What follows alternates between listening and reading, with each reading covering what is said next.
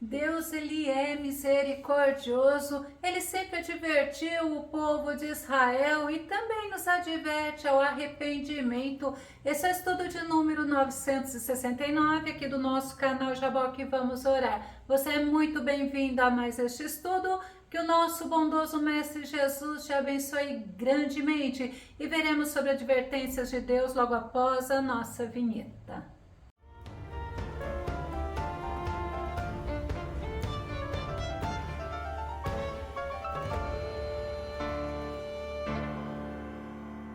É muito importante estarmos atentos à voz do nosso Senhor e é importante vigiarmos para estarmos vivendo no centro da vontade dEle. Vamos ao nosso tema, as visões de Amós, um grande alerta para todos. O nosso texto base está no livro de Amós, capítulo 7, o verso 1 que diz: Yahvé, o Senhor, me deu a seguinte visão.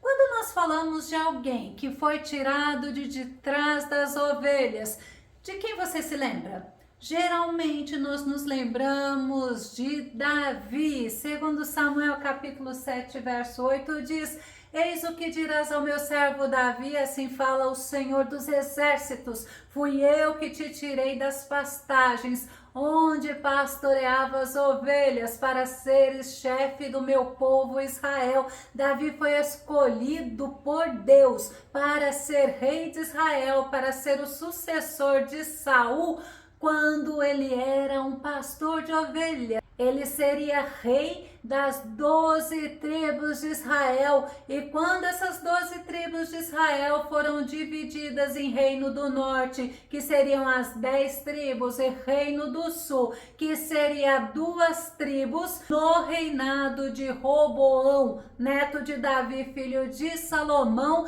quem reinou sobre as 10 tribos do Reino do Norte foi Jeroboão, que está em 1 Reis capítulo 12, verso 20, que diz: E sucedeu que, ouvindo todo Israel que Jeroboão tinha voltado, enviaram e o chamaram para a congregação e o fizeram rei sobre todo Israel. E ninguém seguiu a casa de Davi, senão somente a tribo de Judá. O rei Jeroboão levou os israelitas, o Reino do Norte, à idolatria.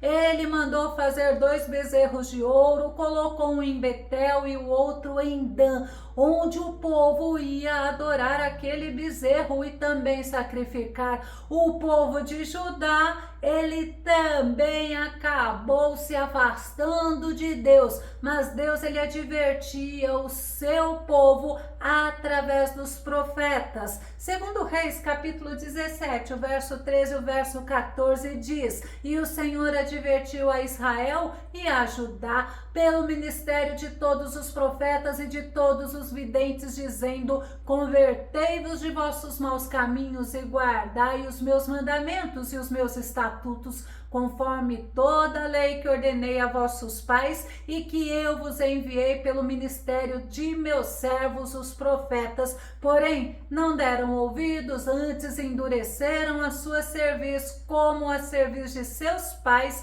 que não creram no Senhor seu Deus. O Reino do Sul, mesmo vendo o pecado da idolatria do Reino do Norte, eles cometeram as mesmas coisas, e mesmo sendo advertido pelos profetas, pelos servos de Deus, eles não se arrependeram. Assim como Deus escolheu Davi, tirou ele das ovelhas para reinar sobre todo Israel, agora que estava aquela situação de idolatria, tanto no Reino do Sul como no Reino do Norte, Deus escolheu como um dos profetas para advertir o povo dele, a Amós. Amós também foi um pastor de ovelhas. Amós capítulo 1, verso 1 diz assim: Profecias anunciadas por Amós, criador de ovelhas em Tecoa, sobre as visões que teve a respeito de Israel.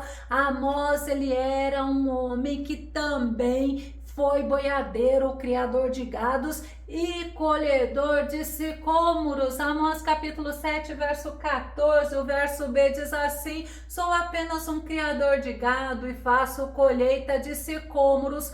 figos silvestres. Se você parar para observar, então, nós vamos entender que Amós, ele era uma pessoa simples, ele era um homem acostumado ao campo, mas era um homem que temia a Deus. Amós, ele não se intitulava profeta. Amós capítulo 7, verso 14, a parte A que diz assim: diante disso, eis o que Amós respondeu a Amazias: eu não sou profeta, nem filho de profeta, não faço parte de nenhuma escola de profetas.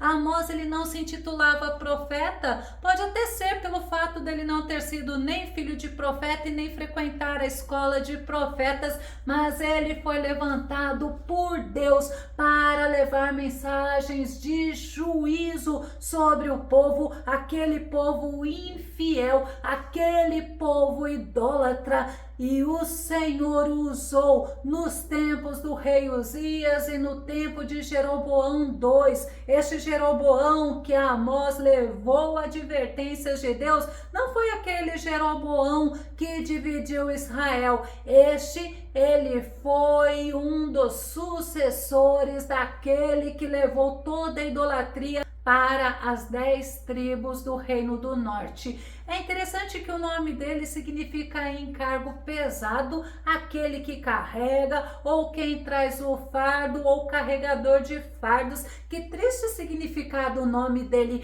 mas ele foi um homem simples, chamado por Deus. Amós capítulo 7, verso 15 diz: entretanto, Yahvé me chamou e me tirou do serviço junto ao rebanho e me ordenou: vai agora e profetiza a Israel, o meu povo. Amós, ele sabia de onde ele tinha saído, da onde Deus tinha escolhido ele, e ele sabia que o chamado dele era para um trabalho com um povo duro, um povo difícil, um povo teimoso, um povo idólatra, um povo que não se arrependia. Quando ele levou o que Deus mandou ele dizer, a mensagem de Deus, ele sofreu oposições, porque ele transmitia a verdadeira, a genuína mensagem do Senhor ao povo, e ele foi repreendido pelo sacerdote chamado Amazias.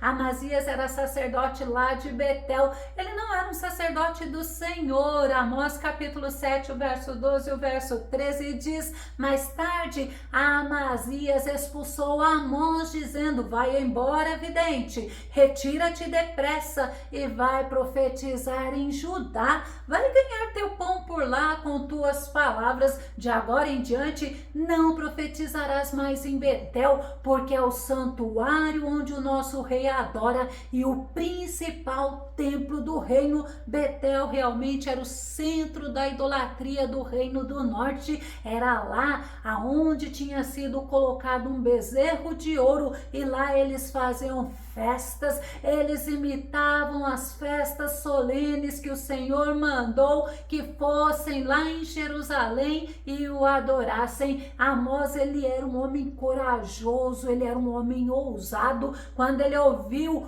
Amazias falando, ele o resistiu. Amós capítulo 7, verso 16 e verso 17, sendo assim, eis que tu ouvirás a palavra de Yahvé, o Senhor, neste momento. E olha o que ele fala: tu dizes, não profetizes contra Israel, nem fales contra a casa de Isaque, mas eis que Yahvé te sentencia. Olha a ousadia dele, dizendo: tua esposa se prostituirá na cidade, teus filhos e filhas morrerão pela espada, e tua terra será loteada, e tu morrerás numa terra pagã, e Israel certamente será levado cativo para o exílio distante. Que palavra dura! Ele não se acovardou, ele disse tudo o que o Senhor tinha mandado ele dizer, porque era verdadeira, e aquela palavra se cumpriu. Nós vemos a importância de uma pessoa se deixar ser usada pelo Deus vivo,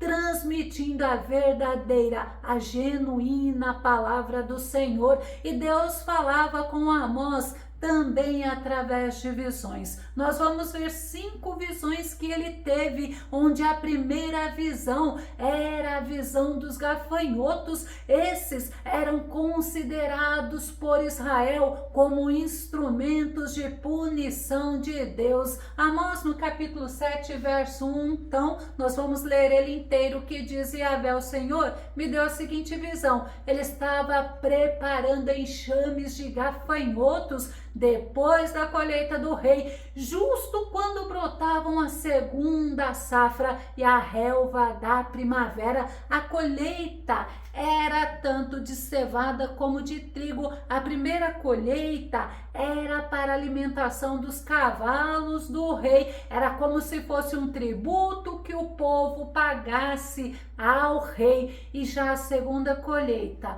era para a alimentação do povo, e estes gafanhotos eram simplesmente gafanhotos devoradores. Eles comeriam o que iria alimentar o povo. E Amós viu que após aquela praga de gafanhotos devorarem todo o alimento, as plantas, ele precisou se posicionar. Ele se posicionou diante de Deus, ele clamou ao Senhor pedindo perdão pelo pecado do povo. Amós capítulo 7, verso 2 diz: então, logo depois que os gafanhotos devoraram todas as plantas dos campos, eu clamei: Senhor Deus, rogo-te, perdoa. Se a calamidade continuar, como Jacó poderá sobreviver? Considerai o quanto ele é frágil. É interessante que os homens se achavam soberbos, eles eram arrogantes, eles desafiavam a Deus, eles não se arrependiam dos pecados que eles cometiam. E quando Amós ele suplica ao Senhor por perdão, ele fala: esse povo é um povo frágil. E Amós pediu perdão pelo pecado daquele povo. Sabe qual foi a atitude do Senhor? O Senhor teve compaixão e o Senhor não enviou os gafanhotos. Como é importante intercedermos pelas pessoas. Alguns estudiosos da Bíblia consideram que essa praga de gafanhotos seria uma crise política, onde reis inimigos se levantariam contra o Israel, reino do norte. Já a segunda visão que Amós teve foi a visão do fogo consumidor. Esse fogo traria seca sobre a terra. Amós capítulo 7, verso 4. Então o Senhor Adonai revelou-me também que para o julgamento estava convocando fogo, o qual secou o grande abismo e devorou a terra. O fogo consumidor poderia ser um calor intenso que traria seca sobre a terra. A falta de água resultaria em fome, em sede e em morte. O que Amós fez? Amós novamente intercedeu, ele suplicou ao Senhor e Deus mais uma vez se compadeceu do seu povo e Deus não enviou o castigo. Já a terceira visão foi a visão do prumo, simbolizando que o juízo de Deus viria sobre as regras mais exatas da justiça. Isto segundo muitos estudiosos da Bíblia. Vamos ver Amós capítulo 7, verso 7.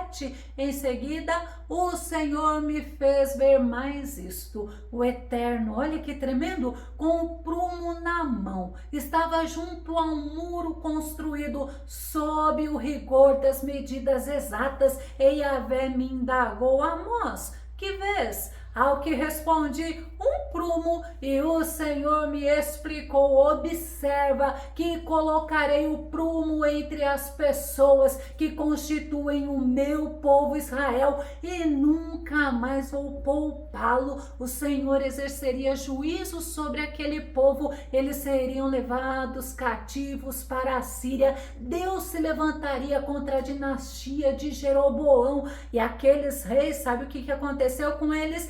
Eles simplesmente conspiraram uns contra os outros, uns mataram os outros, e foi assim a sucessão de reis do reino do norte. Seria um justo juízo contra aquele povo infiel e idólatra, aquele povo que trocou o Senhor pela idolatria. A quarta visão que Amós teve foi a visão de cesto de frutas, frutas maduras, simbolizando que Israel já estava a ponto de ser colhido, ou seja, ele seria levado ao cativeiro da Síria. Amós capítulo 8, verso 1 e o verso 2 diz: eis que Yahvé, o Senhor Deus, me mostrou um cesto de frutas de verão e me indagou: Amós, o que vês? Ao que lhe respondi: um cesto de frutas maduras. Então o Senhor me revelou: pois bem, eis que chegou o fim do meu povo Israel, nunca mais mudarei de ideia para perdoá-lo. Israel, o reino do norte, seria levado cativo para a Síria, estava determinado pelo Senhor, pois eles desprezaram todas as advertências do Senhor, eles ignoraram e eles não receberam da compaixão e da graça do Senhor, que tão misericordiosamente ele concede àqueles que se arrependem. Já a quinta visão, Amós teve a visão do Senhor executando o juízo onde ninguém escaparia. Vamos ver Amós capítulo 9, o verso 1.